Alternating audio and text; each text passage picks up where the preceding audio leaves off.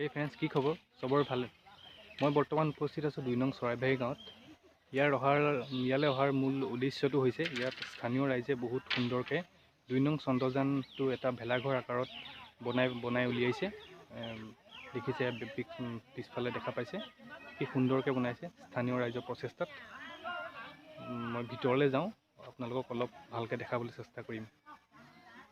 বলক আমি ভিতৰলৈ যাওঁ। হে ফ্ৰেণ্ডছ, বলকচোন আমি ভিতৰলৈ সোমাই যাওঁ।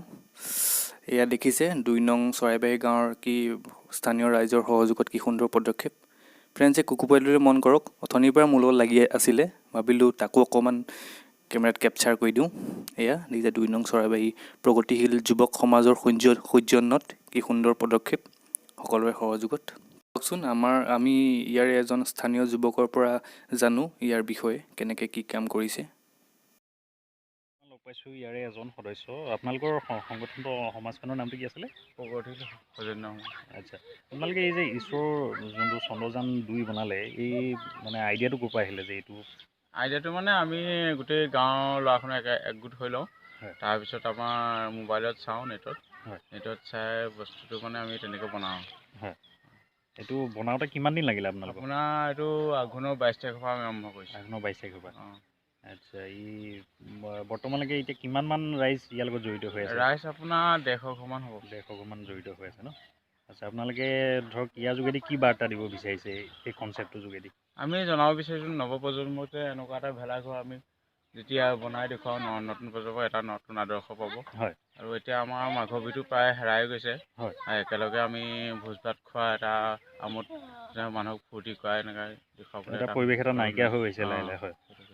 আচ্ছা, তো এইটো বনাওঁতে আপোনালোকৰ কিবা খৰচ পাতি কেনেকুৱা ধৰণৰ? খৰচ পাতি আমি তেনেকৈ নাই, গাঁৱৰ ৰাইজৰ পৰা বাঁহ তুলি আনিছোঁ। হয়। টঙাল তুলি এনেকৈ নৰা কাটিছে মহিলাসকলে। ইয়াত কেৱল বাঁহ, টঙাল আৰু নৰা বাদে আৰু বেলেগ একো নাই, বেলেগ একো ব্যৱহাৰ হোৱা নাই? আচ্ছা, ইয়াৰ ভিতৰত কিবা থকাৰ ব্যৱস্থা আছে? আৰু ভেলাঘৰ এইটো হৈছে ভেলাঘৰ থকা হ'ব ৰাতি। আচ্ছা, অকণমান দেখুৱাই দিব নেকি?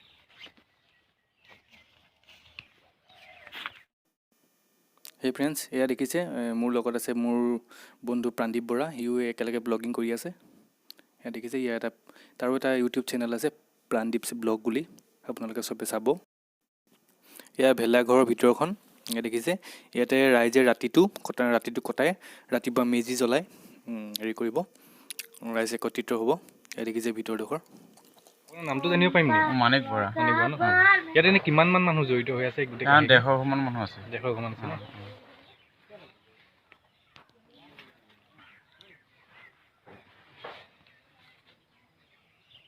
ইয়াতে আকৌ মানে বেলেগকৈ মেজি মানে মেজি জুই আমাৰ আগত জ্বলোৱা হ'ব, যিঘৰ জুই জ্বলোৱা।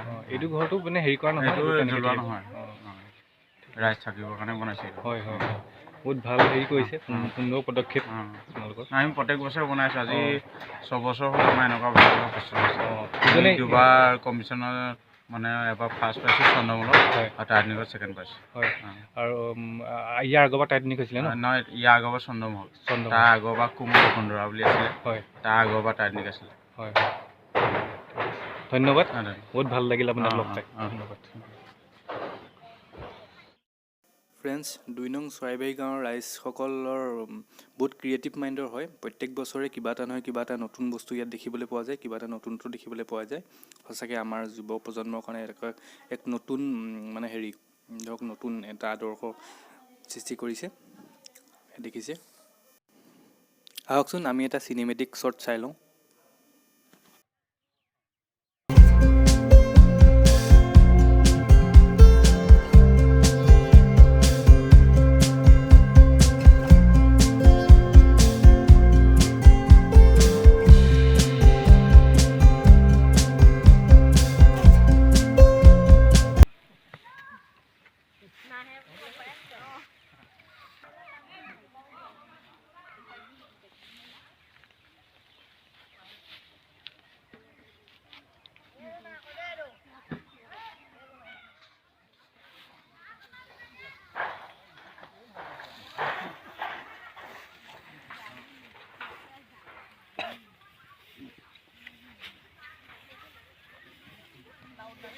দাদা, আপোনাৰ নামটো ক'ব নি?